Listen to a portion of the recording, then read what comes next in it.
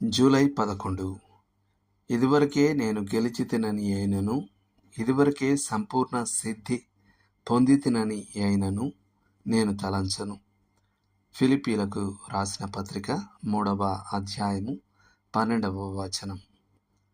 నిన్నటి అధ్యయనంలో మన ప్రవర్తన మన విశ్వాసానికి అనుగుణంగా ఉండాలని మనం చూసాం.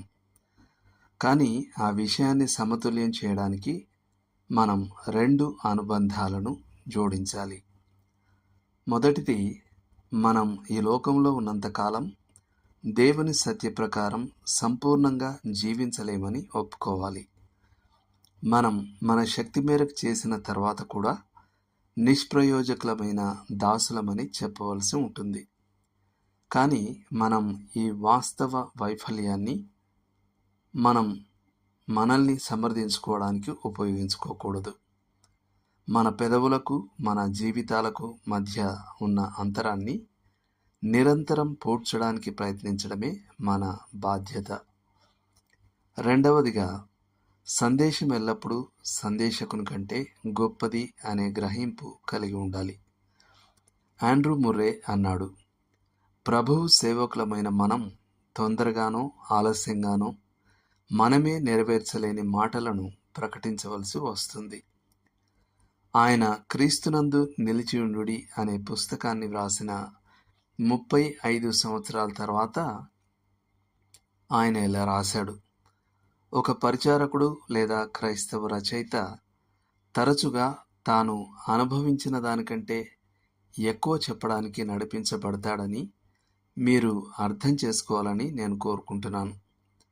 నేను ఆ పుస్తకం రాసినప్పుడు వ్రాసినదంతటినీ అప్పుడు అనుభవించలేదు. ఇప్పటికీ నేను అదంతా అనుభవించానని చెప్పలేను. దేవుని సత్యం అత్యున్నతమైనది. అది ఎంత దైవికమైనదంటే గైకింగ్ రాసినట్లుగా అది దానిని తాకడం ద్వారా ఏ విధంగానైనా పాడు చేస్తానేమో అని భయపడేలా చేస్తుంది. కానీ మనం దాని అత్యున్నత శిఖరాలను చేరనంత మాత్రాన అది ఎప్పటికీ ప్రకటించబడకుండా ఉండిపోవాలా? దానికి విరుద్ధంగా అలా చేయడం ద్వారా మనల్ని మనం ఖండించుకున్నప్పటికీ మనం దానిని ప్రకటిస్తాం. ఏ మేరకు మనం దానిని స్వయంగా అనుభవించడంలో విఫలమవుతామో ఆ మేరకు దానిని మన హృదయ ఆకాంక్షగా చేసుకుంటాం.